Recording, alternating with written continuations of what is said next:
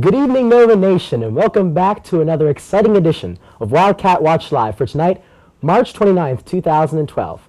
I'm Emo Cricchio. I'm Teddy Powers. I'm Brendan Garrity. And I'm Nick Holden. So guys, it seems like we were just talking about spring break the other day, and wouldn't you know it, Easter break is here. Any exciting plans? Just relaxing and watching the end of the NCAA March Madness tournament. Spending time with the family and recharging the batteries. Probably just watching some baseball as the season's about to start.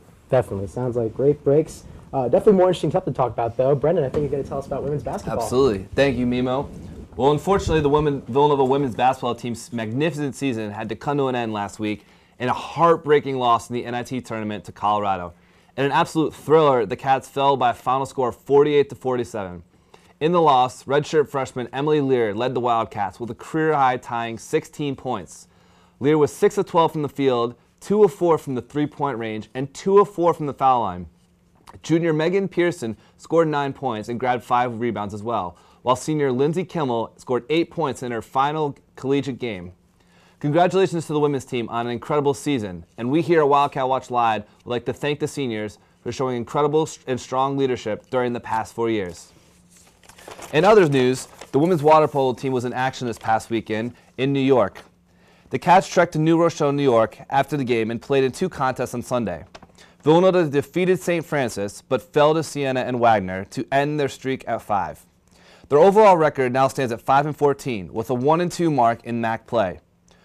Their 11-10 victory against St. Francis came on Saturday. However, this was their first MAC win of the season. The water polo team has not won a league game since 2007, when they also defeated St. Francis.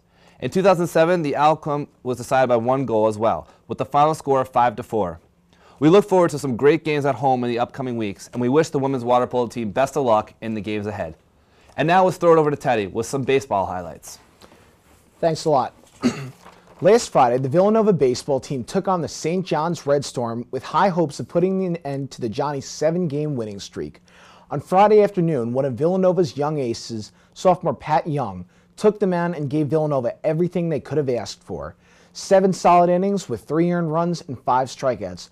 But unfortunately, the Johnnies found loopholes in Villanova's defense, leading to an extra 2 runs on a bobbled ball by senior shortstop Marlon Calby. Villanova stayed close until the 9th, when junior relief pitcher Kevin McLaughlin gave up a 3-run shot to the Johnnies. Saturday ended up as a doubleheader due to the impending weather, and Villanova was able to split the doubleheader, losing the first game by a score of 10-4 and winning the second game 8-0. In Game 2, junior ace Stephen Ostapek came out firing with a purpose. Ostapek got the W after going all 9 and striking out 6. Villanova's bats came alive, and being at the game, I was lucky enough to see one of the rarest spectacles in baseball. In the 5th inning, with Matt Fleischman on third and Tyler Siaka on second, Connor Jones came to the plate and hit a shot out to right center. Both Siaka and Fleischman came around to score, with Siaka hustling hard as he slid into home plate. Villanova was able to salvage the week, halting a 4-game losing streak and moving to 1-2 in Big East play. On Tuesday, Villanova traveled to Penn to take on the Quakers and eventually fell 11-4 in the quarterfinal round of the Liberty Bell Classic. The Quakers jumped out to an early lead on the recovering sophomore Max Almonte, who served up a shot that just snuck inside the left field foul pole for a 3-run jack by Greg Zabrak. Almonte gave up 5 runs, 3 earned, on 5 hits, walking 1, and striking out 5. Villanova travels to Louisville this weekend for a 3-game set. We wish them the best of luck as they head south for more Big East play. Now to Catherine with senior outfielder Matt Fleischman. I'm Catherine Boyarski from VTV, and today we have joining us Matt Fleischman, senior on Villanova's baseball team. Hi, Matt. How are you? I'm great, thanks. So today we're here to talk about Villanova baseball's upcoming season. They've had a bit of a rough start, 14-12 right now, but their batting average in the Big East is currently they're ranked 19th, and Matt has had a great start to his season, batting over 400. Matt, how do you feel about the season so far? So far, so good. Recently, we've been a little inconsistent, but ever since Arkansas, we've been playing much better baseball, and hopefully we can keep it up going into this weekend series at Louisville. Sounds great. And you are a potential pro prospect for this after post-college. How do you feel about that? It's something that for now I don't really focus about. Just trying to help the team win, play my best, and then whatever happens once the season's over happens there. I mean, it's out of my control. It's up to all the other people, scouts and stuff. So I just try not to think about it and play as well as I can. So this season you've been joined by 2 new coaches, pitching and a batting coach. And how has that affected the team? So far it's been great this year. They've done a tremendous job, especially with the pitching coach arriving with the team only a few weeks right before the season started. And right now they've just contributed greatly to our team and have helped us win a good amount of ball games in the past few weeks. And the starting lineup this season has all seniors and 1 junior. Have you guys become really close over the years, and how has that affected your playing? So far this year it's been great. We're led by 2 senior captains, Tyler Siaka and Marlon Calby, and along with the rest of the lineup, which is seniors and juniors. And the team chemistry is great this year. It's one of our biggest assets. And like you said, we've developed good relationships with each other, and it just helps us gel as a team and playing much better this year. It sounds great. So we wish the team luck in their first round of the Liberty Bell Classic coming up in Louisville this Friday night at 6 p.m. Thanks so much for joining us. Thank you. And now back to the studio. Thanks, Catherine. Now for softball. The Wildcat softball team has had an extremely long week, playing 8 games in a stretch of 6 days.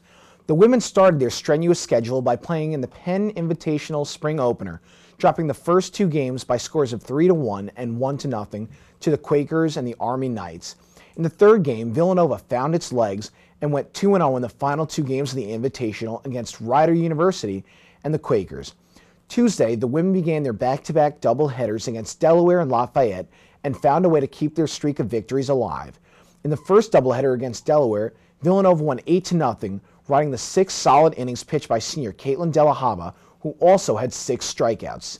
In Game 2, Villanova hung on in a nail-biter, again riding the effort of their starting pitcher, senior Molly Manning, who improved to 9-2 on the season and added 2 RBIs herself.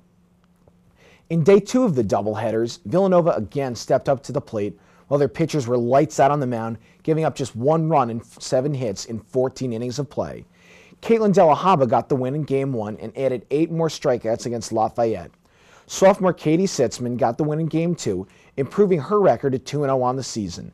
The Villanova softball team is now 23-6 on the season and will be facing Providence in a 3-game set this weekend at home. We wish them the best of luck. Now over to Nick for men's track and field and golf.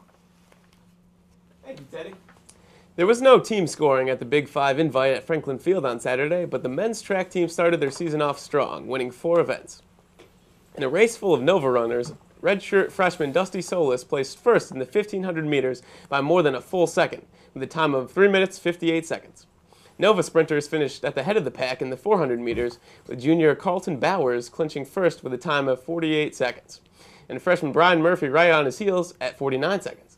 The 4x400 meter relay team, consisting of junior Nicoy Hines, Murphy, Bowers, and freshman anchor Jake Stillings, took top honors with a time of 3 minutes 16 seconds. In the field events, senior thrower Frank Anzuski won the hammer throw with a personal best 55.85 meters. Women's track dominated the Big 5 invite as well, taking first place in 8 different events. Cross-country star Sheila Reed continued to shine in her senior season, winning both the 800 meters with a time of 2 minutes 9 seconds, and her signature event, the 1500 meters, with a time of 4 minutes 23 seconds. Freshman Veronica Johnson used her speed boost to win the 100-meter sprint with a time of 12.2 seconds. Another freshman, Emerald Walden, claimed top spot in the 100-meter hurdles, leaping to the finish line with a time of 14.3 seconds.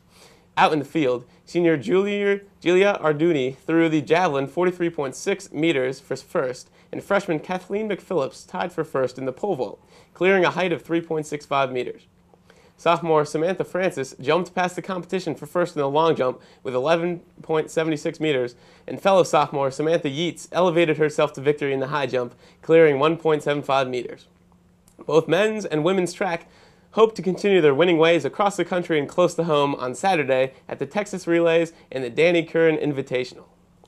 On to greener pastures. Things were quiet this week at the golf course, but hopefully the warm weather picks up when the Villanova men's golf team hits the links for Wildcat Invitational April 2nd and 3rd in Malvern. And now on to Mimo with lacrosse and tennis. Thank you, Nick. Let's get started with men's tennis, who were able to beat Bucknell this past week by a final of 5 matches to 2.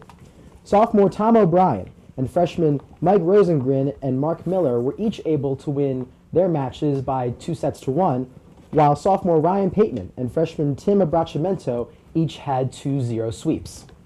The men also did well in the doubles, with the team of O'Brien Donaldson winning their match 8-7. The team will be next in action on Friday away to Monmouth with a 2:30 start. For women's tennis, they had 3 matches this past week against Pitt, Quinnipiac, and Bucknell. In the Pitt matchup, our ladies lost 6-1, with the lone win coming from sophomore Mikkel Mancini, who beat her opponent 2-1. In Quinnipiac matchup, our ladies lost again 6-1. This time, the lone win coming from freshman Sydney West, who won her game 2-1 as well. Against Bucknell, our ladies were able to pull out the win, winning by a final of 4-3. In the matchup, Sydney West and Mikkel Mancini each won their games by 2-set sweeps, and also made a great effort in the doubles when they teamed up to beat the team of Tutsikova and Vidrascu by 8-5. The team will next be in action against St. Francis at home this Saturday with a 10 a.m. start. On to men's lacrosse now, where last Sunday the number 14 Wildcats marched into the Carrier Dome to face the number 9 Syracuse Orange. Villanova had not beaten Syracuse since March 2nd of 1991, but was able to set the tone early when sophomore Mark Jackson opened the scoring 1 minute into the game. Junior Jack Rice equalized for the Wildcats at the 6-minute mark after falling behind, with Syracuse goals from Jojo Marasco and Matt Harris. Each side would get one more goal before the period, with Syracuse ahead 4-3. The Orange scored first in the second period thanks to Kevin Drew, but Villanova came right back with a goal from sophomore Kevin O'Neill at the 9:40 mark. Villanova must have had a great halftime speech from coach Mike Corrado, because the team came fired up in the third period, tying the game at 7 and then regaining the lead on another Jack Rice goal. However, Syracuse pulled back and scored twice before Villanova would get their next goal, putting the game at a tense 9-9 draw to start the fourth period. 2 quick goals from Nick Doherty and classmate Will Casertano put Villanova ahead 11-9 with 10 minutes to go, when a breathtaking stop from senior Dan Gutierrez with 27 seconds left sealed Syracuse's fate and allowed Villanova to pull off the upset 11-10. As a result of their efforts, Dan Gutierrez received Big East Defensive Player of the Week for his 11-save performance, while Jack Rice made the Big East Honor Roll. The Wildcats will play this Saturday when they travel to University Park and take on number 18 Penn State at 1 p.m. Good luck, boys. For women's lacrosse, our ladies were able to split their home games this past week, winning 15-5 against Manhattan before falling to Lehigh 12-8. Sophomore Allie Brandenberger opened up the scoring and was immediately followed by senior Justine Donadeo, putting the Wildcats out to a 2-0 lead. They would take a 5-goal lead in the second half, when the Wildcats continued their assault, answering one goal with 4 of their own from Donadeo, junior Annie Fallon, and classmate Ariel Urban. In addition to their offense, Villanova locked it down on the goal, as junior Danny Weidemeyer stopped 5 shots in 46 minutes of play. The Wildcats struggled to keep the momentum going on Tuesday when they faced the Lady Mountain Hawks of Lehigh. Allie Brandenberger and junior Maria Bowman each scored goals, knotting the game up at the 20-minute mark, when Villanova continued to pester Lehigh with goals but were behind 6-4 at the end of the first half. Lehigh set the tone in the second half with another Murray goal before Donadeo and Brandenburg responded to pull the Wildcats back within 1. The back-and-forth struggle continued, but the Lady Mountain Hawks were able to distance themselves from Villanova 11-6 with another 13 minutes to go. The team currently stands at 2-6 overall and will be back out on Friday night, taking on Cal at 7 p.m. at Villanova Stadium. Well, folks, that's going to do it for another edition of Wildcat Watch Live. For myself, Brendan, Teddy, and Nick, thank you so much for tuning in. Until next time, Stay Wildcats!